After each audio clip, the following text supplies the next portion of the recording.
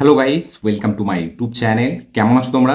এখন আমরা কথা বলবো হচ্ছে ইন্ডিয়ান সিনেমার আপকামিং ইন্ডিয়ান সিনেমার দুটো ট্রেলার নিয়ে। ইয়েস, একটা বলিউড থেকে, যেটা ডিরেক্টর হচ্ছে ইমতিয়াজ আলী, খুবই পপুলার ডিরেক্টর, আমরা সবাই জানি। জাবুই মেট, আমাদের রিসেন্টলি চমকিলা, জব হ্যারি মেট সেজল, রকস্টার, এইসব সিনেমার যে ডিরেক্টর ইমতিয়াজ আলী, তার আপকামিং সিনেমা, যে সিনেমাতে লিড চরিত্রে আছে বেদাং Raina, সারওয়ারি bug, Diljit Dosanjh and Naseeruddin Shah. তো এই ফিল্মটার নাম হচ্ছে মে বাপাস আউঙ্গা। এই ফিল্মটা রিলিজ হবে হচ্ছে জুন মাসে।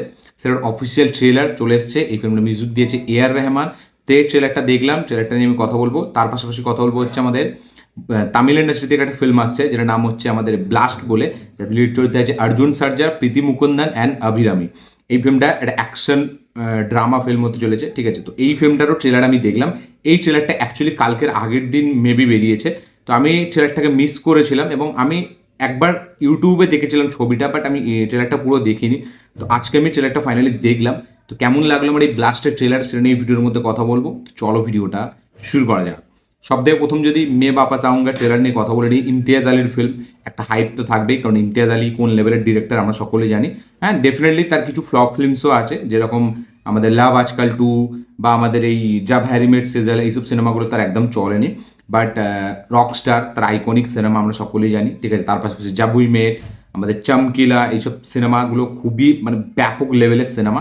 এবং এইগুলো, এবং ইমতিয়াজ আলীর সিনেমা বক্স অফিস ম্যাটার করে না। ইমতিয়াজ আলীর সিনেমা হচ্ছে ক্রিটিক্যালি অ্যাক্লেমড হয়, এবং তার ফিল্ম দশকের পর দশক মানুষ মনে রাখবে, সে এরকম সিনেমা বানায়।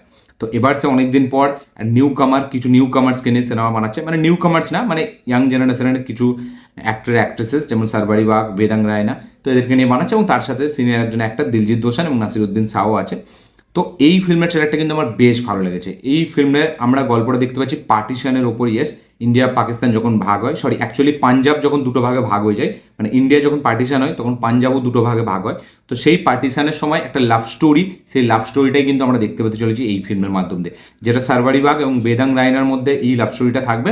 এবং পরবর্তীকালে নাসিরুদ্দিন শাহ, এই বেদাং রায়নার যে সিনিয়র যে ক্যারেক্টারটা যেটা প্লে করেছে নাসিরুদ্দিন শাহ, তো সে তার যে আধুরা লাভ স্টোরি, যেটা সে পূরণ করতে পারেনি, তো সে তার পোতা, মানে হচ্ছে এখানে দিলজিতের ক্যারেক্টারটা, তাকে হয়তো কোথাও গিয়ে বলার চেষ্টা করছে এবং দিলজিৎ সেটা বুঝতে পারছে না। তো দিলজিৎ ফাইনালি হয়তো একটা টাইমের পর সেটা সে বুঝতে পারবে, এবং সে হয়তো কোনো কারণে গিয়ে পাকিস্তানে গিয়ে সেই প্রেমটাকে খুঁজে আনার চেষ্টা করবে। এরকমই একটা গল্প, আমরা একটা আধুরা লাভ স্টোরি, ঠিক আছে, যেটা কখনো পুরো হয়নি, ঠিক আছে? তো সেই আহ, যে অর্ধেক লাভ স্টোরি, সেই অর্ধেক লাভ স্টোরিটাকে এখানে পুরো করবে দিলজিৎ দোসানের ক্যারেক্টারটা।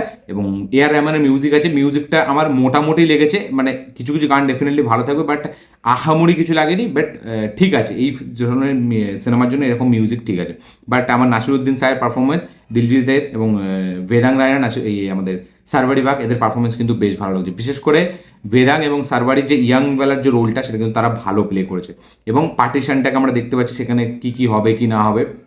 এবং ইমতিয়াজ আলীর সিনেমা মানে কিছুটা এমন থাকবে যেটা কিনা সত্যিই মানে মনে থেকে যাবে। চামকিলাতে আমরা দেখেছি চামকিলার ক্লাইম্যাক্স, ঠিক আছে, সেই ফিল্মটাকে যেভাবে ট্রিট করেছিল, এক্সিকিউশন, প্রেজেন্টেশন, সব কিছুই খুব হেভি ছিল।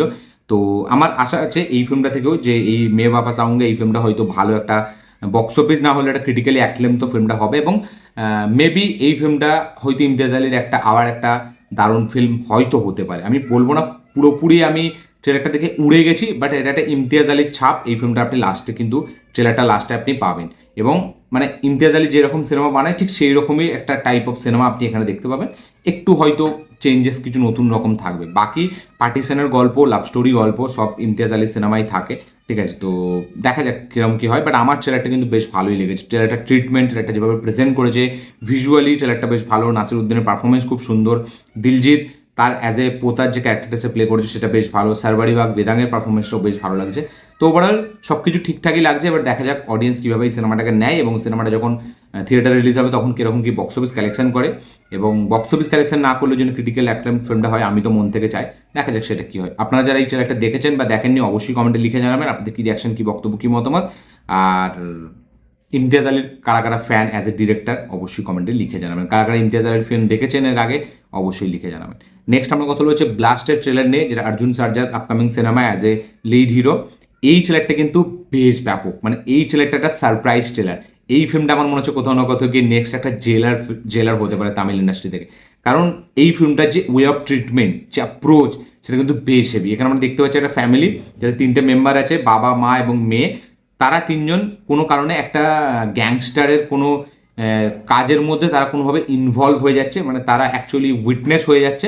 তো এবার ফাইনালি যারা এই গ্যাংস্টার, যারা এখানে ভিলেন্স, তাদের মনে হচ্ছে যে এরা হয়তো পরে গিয়ে আমাদের কোনো প্রবলেম ক্রিয়েট করতে পারে, এরা আমাদের জন্য রিস্ক, তো এদেরকে মেরে ফেলো।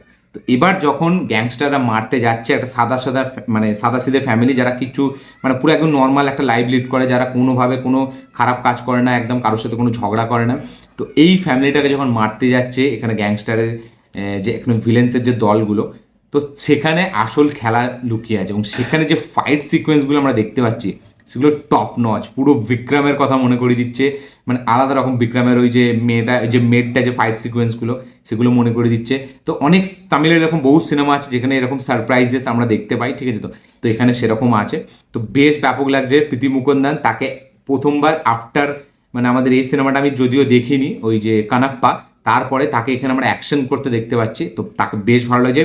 অর্জুন সার্জা ওই যে থ্রিককে যে কথাটা লিওতে ছিল, তো সেটাকে আবার সে বলছে, ঠিক আছে? এবং তার যে স্ক্রিন প্রেজেন্স, সেখানে যে অ্যাকশনের স্টাইলাইজেশন, সেগুলো বেশ ভালো। এবং আমার মনে হচ্ছে এই ফিল্মটা স্ক্রিন প্লেটা না খুব এঙ্গেজিং, খুব এজ অফ দ্য সিট একটা ব্যাপার দিতে চলেছে। কারণ এখানে গল্প আমরা দেখছি এটা এবং হ্যাঁ, এই যে ফ্যামিলিটা, এদের কিন্তু একটা পাস্ট আছে, তাদের সাথে কিন্তু আগে কিছু ঘটেছিল মেবি।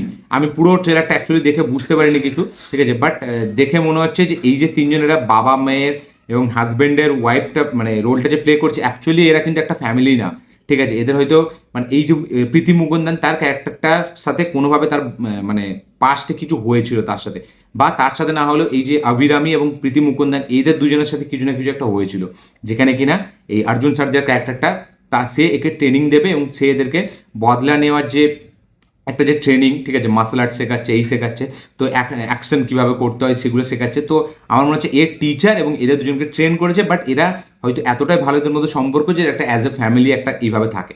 এবার গল্পটা হয়তো অন্য কিছু হতে পারে, বাট আমার এরকমই মনে হলো। বাট যে ট্রিটমেন্ট, যে অ্যাপ্রোচ, যে প্রেজেন্টেশন, সেটা সত্যিই ব্যাপক। একদম ছিটকে গেছি ট্রেলারটা দেখে। এবং যেভাবে অ্যাকশনটা যখন স্টার্ট হচ্ছে, যখন একটা নর্মাল সাদাসিধে ফ্যামিলি তারা যখন মানে ভায়োলেন্ট রূপে পরিণত হচ্ছে, এবং সেখানে যে সোয়াগ, যে স্ক্রিন প্রেজেন্স, সেগুলো কিন্তু সত্যিই ব্যাপক। আমি বেশ মানে হেভি লেগেছে আমার এই ট্রেলারটা দেখে। আপনাদেরকে আমি রেকমেন্ড করবো ব্লাস্টের ট্রেলার অবশ্যই দেখতে। ফিল্মটা 28 মে রিলিজ হচ্ছে। আমার মনে হয় তামিলে এই ফিল্মটা একটা সারপ্রাইজ ফিল্ম বেরোবে, ঠিক আছে? তো বেশ ব্যাপক লেগেছে আমার ট্রেলারটা। মিউজিকটাও খুব সুন্দর। আপনারা দেখুন, দেখে কমেন্ট করবেন আপনাদের কি বক্তব্য, কি মতামত, কি রিয়াকশন। এই ছিল দুটো কাজ নিয়ে কথা, মেয়ে বাপা আউঙ্গা হিন্দির ট্রেলার এবং ব্লাস্ট যেটা তামিল মুভি সেটার ট্রেলার। তো একটা ফিল্ম আসছে 28 মে, যেটা ব্লাস্ট যেদিন রিলিজ হবে 28 তারিখে, এবং জুন মাসের 12 তারিখে মেবি রিলিজ হবে এই ইমতিয়াজ আলীর এই ফিল্মটা। তো এই দুটো ট্রেলার দেখুন, দেখে আপনাদের কমেন্ট কি অবশ্যই আপনাদের কি বক্তব্য অবশ্যই কমেন্টে লিখে জানাবেন। এই ছিল আমার রিয়াকশন, এই ছিল আমার রিভিউ। ভিডিওটা ভালো লাগে থাকলে লাইক শেয়ার কমেন্ট করে দেবেন। চ্যানেল হলে চ্যানেলটিকে সাবস্ক্রাইব করবেন, বেল আইকন প্রেস করতে ভুলবেন না। দেখা হচ্ছে পরের ভিডিওতে, ততক্ষণের জন্য।